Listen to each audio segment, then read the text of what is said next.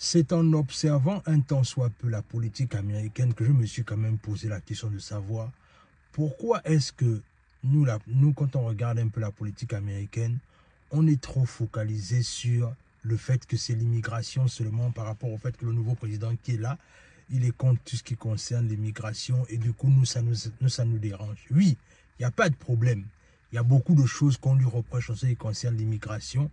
Mais dans cette vidéo, on va également parler des choses que pour ma part, je trouve que le président Trump est en train de faire qui sont totalement logiques et qui méritent autant pour moi que davantage on observe cela parce qu'il y a beaucoup de leçons à en tirer.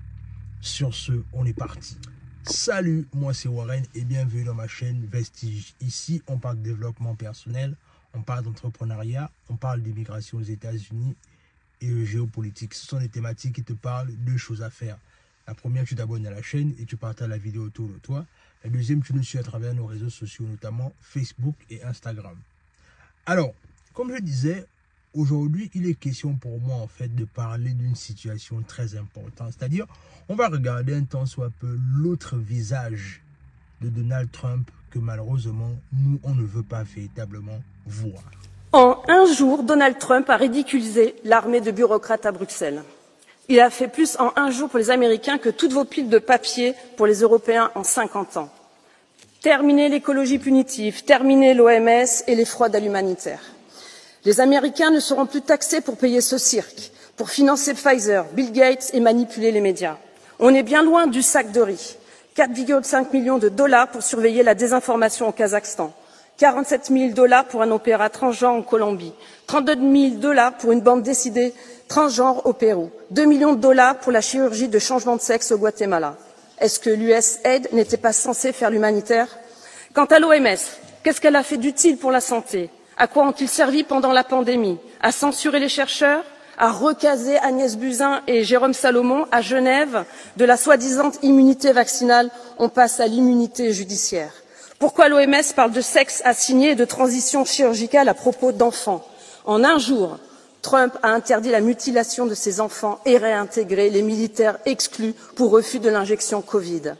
Et pendant ce temps-là, à Bruxelles, elle finance les médias europhiles avec 132 millions d'euros lors des élections européennes, mais veut interdire X et TikTok pour influence étrangère. La RTBF, que vous connaissez bien, Madame la Commissaire, a même contrôlé le discours de Trump. Alors, de qui vous moquez-vous? Vous savez, quand le président américain est venu au pouvoir et qu'il a gagné les élections, beaucoup de personnes, notamment nous, notre communauté africaine, on était un peu inquiets par rapport au fait que voilà, il y a de fortes chances que l'immigration prenne un coup, notamment en ce qui concerne les différentes lois, et c'est toujours le cas.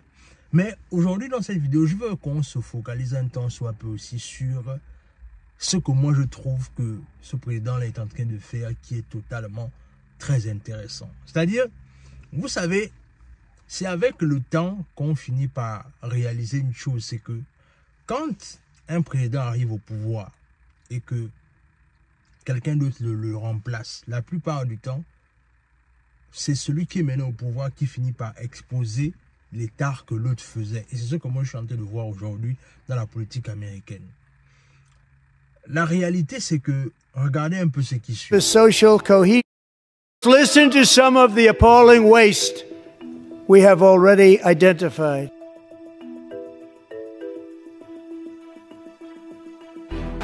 $8 million to promote LGBTQI+ in the African nation of Lesotho, which nobody has ever heard of. $10 million for male circumcision in Mozambique. $1.5 million for voter confidence in Liberia. $14 million for social cohesion in Mali. $250,000 to increase vegan local climate action innovation in Zambia. $42 million for social and behavior change in Uganda. Under the Trump administration, all of these scams, and they're far worse, but I didn't think it was appropriate to talk about them. They're so bad. Many more have been found out and exposed and swiftly terminated by a group of very intelligent, mostly young people headed up by Elon, and we appreciate it. We found hundreds of billions of dollars of fraud. Comme vous avez pu bien le constater, c'est que, en vérité, les États-Unis finançaient même dans leur budget, en fait, des choses qui n'avaient même pas de sens. C'est-à-dire, par exemple, je prends un exemple simple, c'est-à-dire que, là, par exemple, financer les LBG, quoi, là, vous-même, vous connaissez l'expression, des gens là, ils finançaient cela dans leur budget. Ils finançaient aussi, par exemple, les programmes qui sont en rapport avec par exemple aussi avec on va dire ça comment, avec le fait de promouvoir l'homosexualité. Ils faisaient aussi ça. Et avec le temps, tu comprends que, mais effectivement, ce dernier-là a raison de s'indigner dans tout cela, parce qu'en vérité, ce sont des choses qui, quand moi-même je regarde ça en tant qu'Africain, quand je regarde un peu cette lecture-là, ça n'a juste aucun sens en fait. Mais ce sont des choses qui étaient dans le budget de l'État. Et non seulement il y avait d'abord cette situation-là aussi, mais il y avait même encore, même dans le budget américain, il y avait aussi des programmes là où on va financer les gens qui écrivent des livres sur l'éducation des enfants, c'est-à-dire comment parler aux enfants, d'apprendre à se toucher eux-mêmes. Est-ce que vous vous rendez compte de ça? Et quand ce dernier-là est arrivé au pouvoir, voilà les choses qu'il a commencé à supprimer et qu'il continue à supprimer progressivement en fait. Et moi je me souviens même une fois, j'avais eu une conversation comme ça avec la mère de mon fils, c'est-à-dire qu'elle était inquiète que quand l'enfant va commencer à aller à l'école, parce qu'on était un peu dans la tendance là où est-ce qu'il doit aller dans une école privée ou il doit aller dans une école publique. Et du coup, à un moment donné, il s'est clairement imposé le fait qu'il fallait qu'il aille dans une école privée, parce que à cette période-là, les programmes qu'on donnait à l'école publique, c'était ça en fait. C'était des programmes là où on incitait les enfants à faire les choses compliquées avec leurs propres engins. C'était juste du n'importe quoi. Mais le fait que le président Trump est venu au pouvoir actuellement, il est en train d'exposer tout cela. Il est vraiment en train de mettre tout ça aux yeux du monde et exposer ça en fait. Et je vais encore jouer certainement, regarder aussi également ce que les aides, et ce qui est encore assez dommage, c'est que il y a même des aides qui étaient destinées en Afrique, hein, c'est-à-dire dans le budget américain, dans la ligne budgétaire américaine, il y avait carrément des programmes, des aides en Afrique. Regardez un peu la liste de ces projets-là, de financement. Comme vous avez pu bien le constater, c'est que la liste, elle est même pas exhaustive, parce que il dit même dans le reportage, c'est que il y a beaucoup de choses même qu'il a dû supprimer à l'intérieur, qu'il n'a pas forcément envie de parler là en fait, parce que à un moment donné, c'était juste n'importe quoi. C'est-à-dire, on finance les programmes de circoncision masculine en Zambie, on finance des programmes de quoi là, c'est-à-dire pour promouvoir les choses compliquées. Il y avait ça, mais c'est vraiment donc moi je pense clairement que c'est pas, c'est-à-dire que on peut tout reprocher à ce monsieur-là, on peut même parfois reprocher qu'il est un peu trop dur et trop sévère, mais en vérité, moi je pense que c'est juste un nationaliste, c'est quelqu'un qui veut clairement le bien de son pays d'abord. Et je pense que c'est la mentalité là qui doit habiter également tous les présidents qui se veulent sérieux, c'est-à-dire le fait que leur pays doivent d'abord être au centre de leurs propres intérêts.